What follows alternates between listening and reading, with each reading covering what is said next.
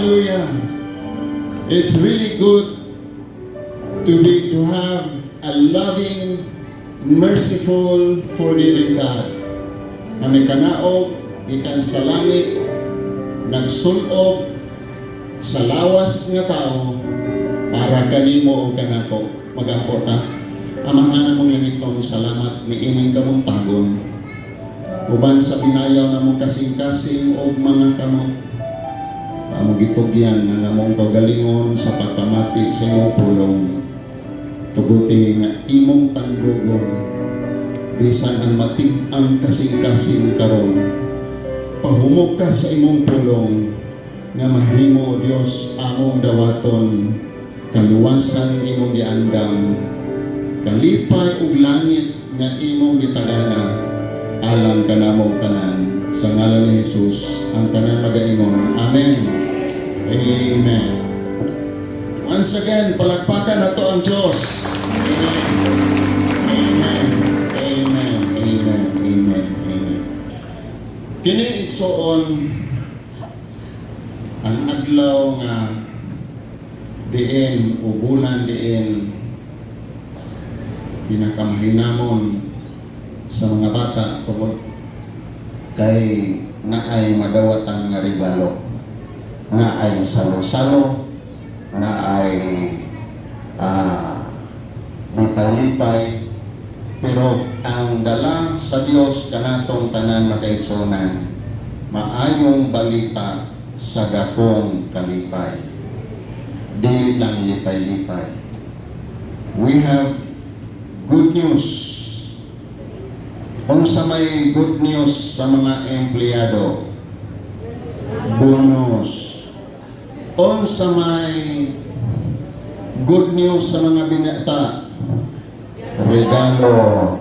Okay. Kung sa may good news sa utangan, or really good news. Pero doon ay nakautang na ako. Gilimtan na lang to na ako. Nakadawat tingali bonus, dili wala diri. Ngayon dahil sa tawag niya ko, Pastor, Lisa, tingala ko asa na nawa. Silingan dahil na mo. So, na siya gamay utang. Niya, iyaw niya po ginumduman. So nalipay siyang nakabayad.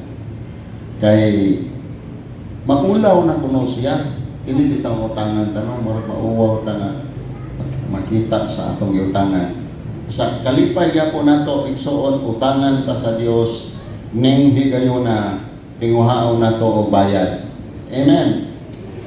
Diya sa Lucas kapitulo 2 atong pagbasahon igsuon ang kabahin sa sugilanon sa pagkatao ni Ginoong Hesus. Lucas kapitulo 2. Yatong nakita may mga magtalantay sa karnero nga nagtukaw sa kagabion aron pagatiman sa ilang mga hayop diin dito sa kaumahan. Mitungha kanila ang usa ka anghel sa Ginoo ug bidan-a kanila ang himaya sa Ginoo usa na lisang nakadlok kaayo sila. Apan miingon ang anghel kanila, ayaw kamo kahadlok, aniya ako nagdalag maayong balita alang kaninyo nga makalipay kaayo sa tanang katawhan. Kay karong aggabiuna nataw sa lungsod ni David ang inyong manluluwas, ang Kristo nga Ginoo. Mao kini ang iyang ilhanan, makaplagan ninyo ang usa ka bata nga giputos og panadton ug naghigda sa pasungan.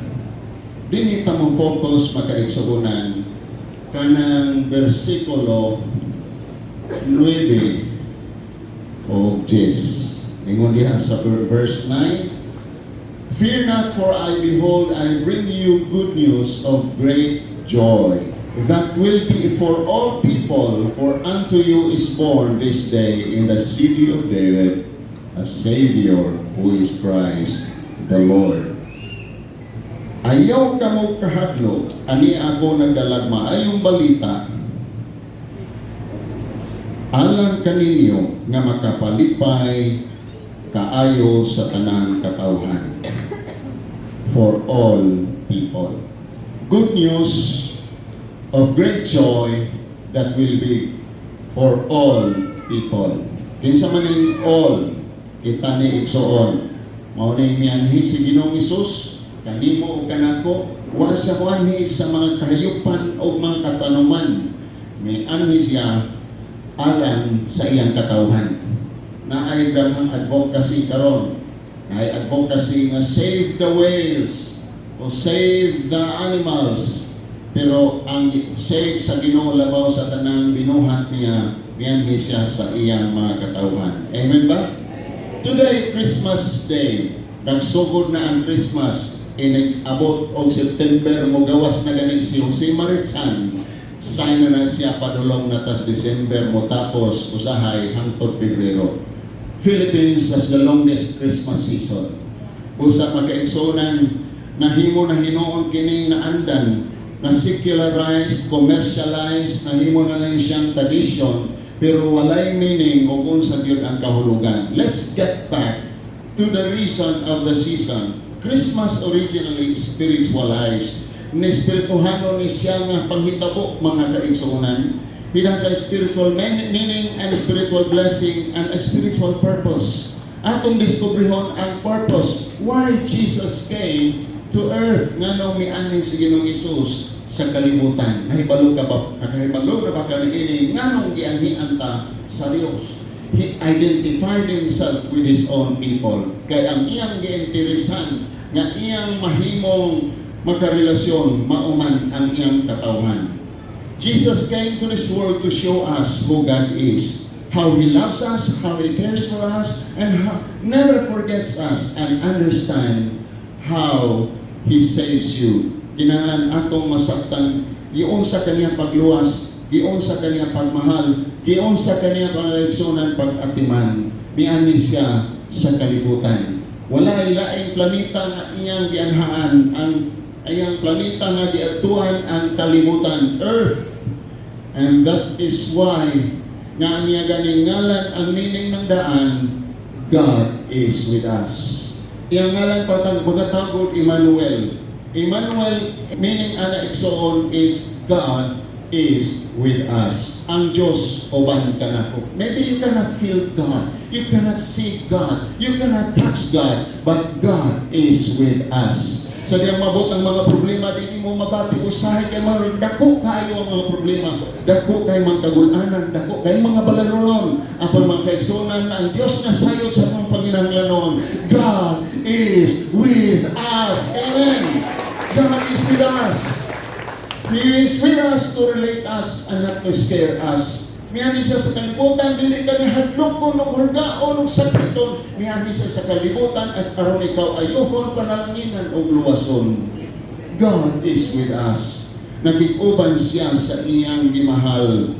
Magkaigsunan o kirawanang magmahalay sa lagyoay, gitawag nga LDR. Pero magkaigsunan lahigod ang gugma kung ikaw imong kauban ang imong hinigugma. Di ba, Brad? Kung kauban na nini mo hinigugma, mas nindot kay sa lagyoay. May ditong doolay ang pagigugma kay mag-away, dool raport ay sayon raport ayohon, di ba? Kaya kung lagyoay gani, mag-away, mura dugay kay sa natanan, labi nagpalungan o i-block ka sa Facebook, dugay kay masulbad ang away. Pero magkaigsunan o maghigugma ay o doolay, lahi na yun igsuon, kay dali ramampod nga makulian ang bisag unsang ngikabiglan. Mianhi siya sa kalibutan. Siya nakiguban. Amen. Another reason nga nung mianhi si Ginoong Hesus aron pagtuan ka nato sa iyang mensahe. Ang mensahe ni makaigsuonan kung unsa gayud ang matuod nga pagkinabuhi. A life that without an illusion or a mirage, a life that is true and with sincerity and honesty. Ingon siya sa John 18:37, tungod niini ako na tao niani sa kalibutan alang sa usa lamang katuyo. Unsa man nga mao ang pagsaksi sa kamatuoran. Karon makaigsunan wala na kay matuohan og unsay tinuod. In the political realm, you cannot tell who's telling the truth and who's telling lies. You cannot tell the truth sometimes in the religious world. Who's telling the truth and who's telling the lies. Magkaigsunan, si Kristo lamang ang mutukan sa kamatuoran o iyang pagasaksihan kay siya mismo man ang kamatuoran. Diha sa balaod magkaigsunan, you cannot be a witness kung ikaw ang mo pamatuod, dili ka mahimong saksi sa unsay tinuod di kinahanglan og lain. Pero magkaigsunan sa Dios, He Himself become a witness to this truth o ang kamatuoran anaa sa mamati kanako. Amen?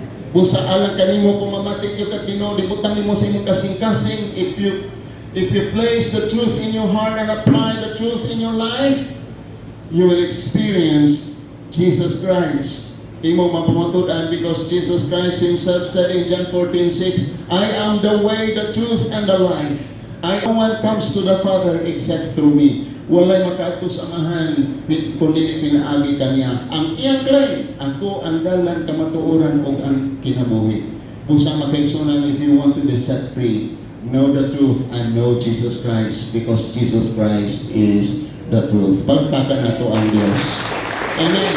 Si Jesus Christ lamang makatsulti nimo kamatuoran, pero subo makaigsunan daghang mga tao gaduda sa Ginoo. Gaduda sila, basig ilaron o iskamon lang sila sa Ginoo. Basig iilan lang sila gitalo-taloan o gisaad-saaran, pero dili mahimo. Makaigsunan, God never lies.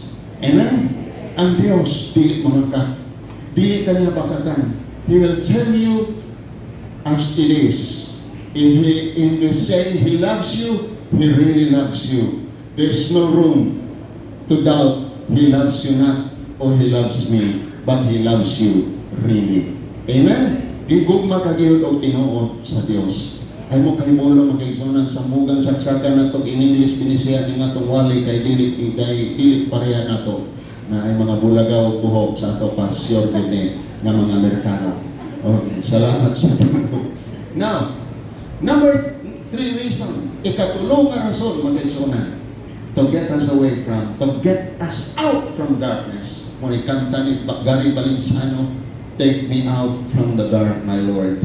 Mag-igsunan si Jesus Christ mianhi nga ingong nga kahayag para ikaw dili magsukarap sa kangit-ngit o ang imong kinabuhi sigurado kay si Kristo mao man ang kahayag nimo. Ingon siya, I have come into the world as a light so that no one believes in me should stay in darkness. Di gusto sa Dios nga magpabilin ka sa kangit-ngitan nga kinabuhi.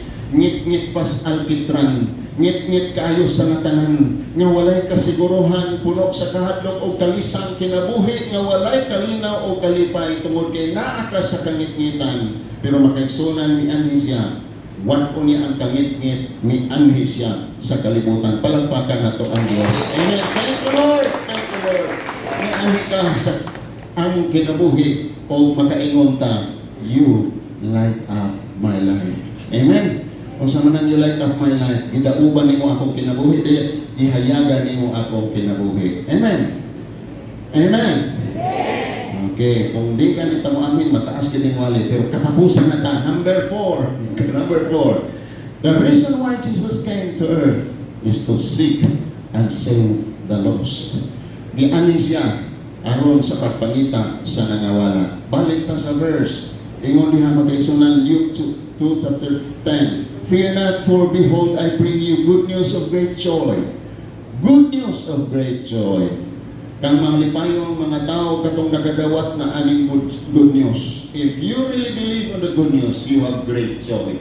Most people don't have joy because they don't have this good news. Kung sa maning good news, kining pulong sa Ginoo makahatag og kalipay. Amen. Ang taong mo talikod sa pulong sa Ginoo, miserable pas pait nga kinabuhi, magkalapait kayo imong kinabuhi tungod kay ang pulong sa Dios mo ray mo hatag gyud og hingpit nga kalipay. Ang Dios nato, Dios sa kalipay. Isa, I bring you good news of great joy that will be for all the people. For unto you, God is interested on you. Ang Dios interesado nimo.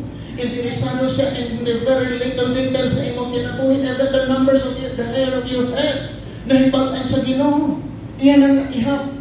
Pila ta kabuok, urti kadagan, ang buhok na to, daghan, way problema sa uban, wa na sa ihapon. Pero sa Dios pagkaigsunan bisa manginagpay nga mga butang, iya nang giatiman, iya nang gitagad, iya nang gihatagan og bili. Tungod kay alang sa Dios binilhon ka, palakpakan nato ang Dios. Amen. Binilhon ka sa Dios. You're valuable before God. Most people don't think that they are valuable. Most people think they're worthless. Munang ilang kinabuhi, marka bahala na lang. They don't care. They don't care about their future. They don't care about their job. Because they don't care about themselves. But God cares for us. He loves us so much. And then, bisan unsa ka makasasala kaniya itong unsa pa mo kagahapon. Ang Diyos naghulat nga muduol ka kay iya kang limpyuhan o ginluhan sa kasalanan nga nakahatag kanimo og kagulian. Ingon siya, for unto you is born this day in the city of David a Savior who is Christ the Lord. A Savior. Usa ka mangluluwas ang iyanhi. Wa magpadala ang Dios og kung nanginahanglan man tag edukasyon, God did not set us an educator. Kung nanginahanglan man ta og mananambal, dili lang kay nagapadala lang siya og doktor. Dili lang nanginahanglan, kung nanginahanglan tag teknolohiya, wala magpadala og technical nga tao, but God sent us a Savior. Ingon siya, for this reason, the Son of Man came to seek and save the lost. Miani siya sa pagluwas sa tao. Pero ang tao wala mangita kaniya. Ang Dios nangita nimo, pero usay kita di mangita niya. Gusto sa Dios ato siyang pangitaon. O sa may nahitabo di ay namising di ay ang Ginoo. No. Pero ang punto magigsoon na nagpasabot ng pangitaon, meaning to say, make Him a priority of your life.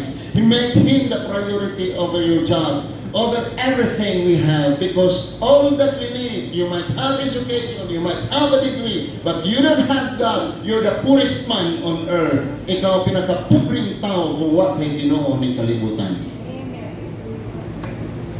Nakabantay ba mo makaigsunan sa Belen? Kanang Belen. Kung sa man ang Belen?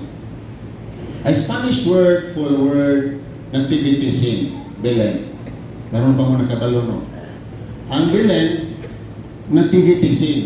Mao na nahitabo dito sa pasungan. Nagkabantay pa mo sa iyang iingnan sa Ginoo sa mga anghel, itong ingon niya nga ayaw ka mo kahadlok nagadala og maayong balita sa dagkong kalipay ngadto sa katawhan. Pulong to sa anghel ipadala sa Ginoo. Giingnan niya ang mga magbalantay.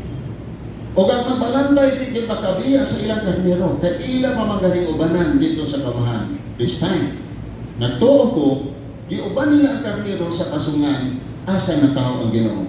But notice, bantayin gani makaigsunan, nganong naay baka o naay donkey? Nganong naay baka o donkey? Nga wala man, di man sila magbalantay baka, di po sila magbalantay o donkey, kanang gagmayng kabayo. Nganong naana igsoon?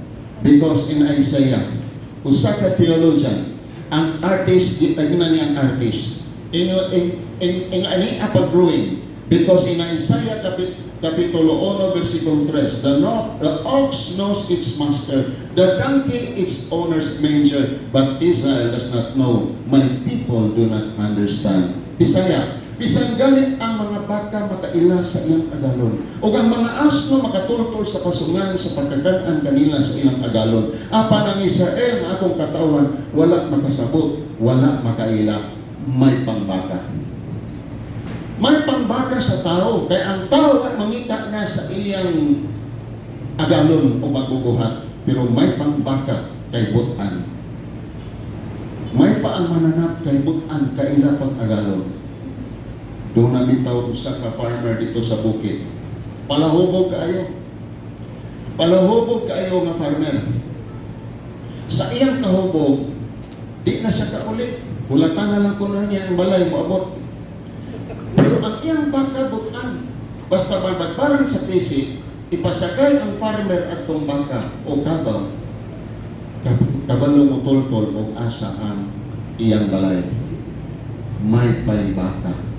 Daga mga tao ngayong anak magkaigsunan, manghinaot ko nga dahil dili ta dili ta nga kanang nakalimot na sa agalon, kalimot na sa atong Ginoo, kay may paybaka wa makalimot sa iyang tag-iya. What must be our response this Christmas? Kinahanglan manong balik ang atong pagtuo. Wala pa ka makabantay sa katuigan, siya nagpaabot nimo, nagpailog nimo, nagpasinsya nimo, taliwala sa atong kapakyasan, taliwala sa atong kasalanan, wala niya iksapayan, ni anhi siya sa kalibutan, andam sa makaigsunan, mag-igsumpay o balik, ma-reconcile ang atong relasyon sa Dios.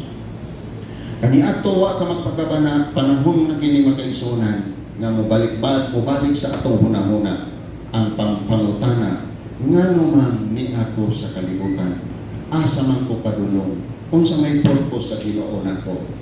Panghinaot ko makaigsunan nga gining Pasko, dili lang ni nagpanahon nga nabisita og luto, tigom, banding-banding sa pamilya o unsa pang mga kalihukan kalingawan, panahon ni kita mamalandong. Sama ni Maria. Si Maria, sa diyang isultihan siya sa mga magbalantay, tiwason na ko at basa ang istorya, makita mo nga sa dihang isulti ang mga magbalantay. Mga ordinaryo ng mga tao, magbalantay sa karnero. Pero sa diyang isulti sila, sa isulti sa anghel, nga minsay sa Ginoo, iya kining itipigan. She treasured the words of those shepherds. We are shepherds, we are pastors. Pero makaigsunan, I don't know if you treasure the words, the messages nga atong kadunggan o Domingo. I hope this Christmas, atong pamalandungan ang katuyuan, nganong mianhi si Jesus sa kalibutan, atong hinuktokan, ngano man si Kristo mianhi siya para kanimo, para kanako. Kaya kung niadto pa siya para sa mga lamigas, nagpakanamigas unta siya. Kung niadto siya para sa mga mananap, nagpakamananap unta siya. Pag ang Diyos, niani siya para kanimo, o nga tao, nagpakatao siya para nimo. Diyos siya nga mahimayaon, kibiyaan niya ang langit para kanimo. Ang kaharuhay o kahimaya asa tuwa sa langit. Iyang gibiyaan misulog siya sa lawas nga tao nga masakitan. Lawas nga kabuyon. Aron ikaw ug ako makasabot nga ikaw ug ako igsuon. Kinsa ang Dios? Mo ni ang tuyo nganong niya ang Dios. I show us who God is. Makasabot ta sa mensahe sa Dios sa kamatuoran nga iyang isulti kanato. O makaila kita, makasugod kita sa paglakaw sa kahayag dili na sa kangitngit. Nung ka na to, daghan pang kangitngitan nga atong nasilatian. So many insecurities, uncertainties in life. You thought nga sa diyang maminyo ka, secure na yun ka. Pero huwag Ginoo igsuon nga imong sandigan ang insecurities di matambalan si Jesus lang. O sa katapusan, niya siya aron nga pangitaon ka, aron nga mahimong luwason ka, o makiguban ka niya angtod sa kantoran. Amen. Sugdan karon, dili dito sa langit human mamatay. Karon gusto sa Dios, imo siyang alagaran, mahalon, simbahon, ilhon. Na siya lamang yun ang tambal sa tanang